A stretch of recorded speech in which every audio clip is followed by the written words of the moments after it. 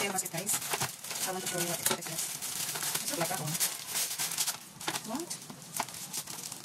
It's coffee? It's not red though. It's not black coffee. That is old. Oh. What I mean. It's boron. Yung nakakawin siya guys. It's not black boron. White ah.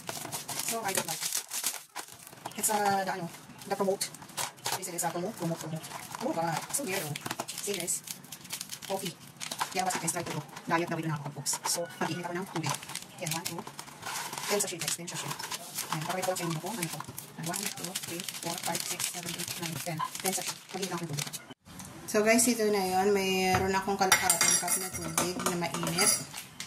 Nasa yellow basket. Trinet ko lang ito. Ito ay diet. Kaunting-kaunti lang pala talaga. So, mainit na tubig. At ito yung kanyang color. Ayan. Ganyan pala yung color niya. Kasi 2 grams lang yung nakakalagay dito is bawat sachet. Ayan guys, oh. Bawat sachet. Ayan. Bawat sachet is 2 grams. So, nag-add ako ng tubig ng ganito. Kasi hindi ko pa siya first time kong gagamitin ito guys. Ang sabi is diet. Bakit naging diet? Kasi pag bloated ka, magbabawas ka. Yun.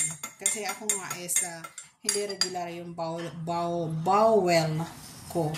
Tuwing every morning dapat lalabas tayo ng sama ng loob tuwing umaga or tuwing araw-araw kasi kumakain tayo.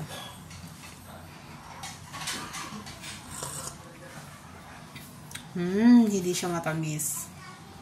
At para siyang lasang wala siyang tamis. Honest, wala siyang tamis.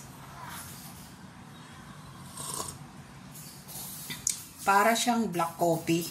Pero hindi siya normal na black coffee. Kasi tingnan mo, ganyan lang. So halagang 180 or ilalagay ko sa yellow basket guys.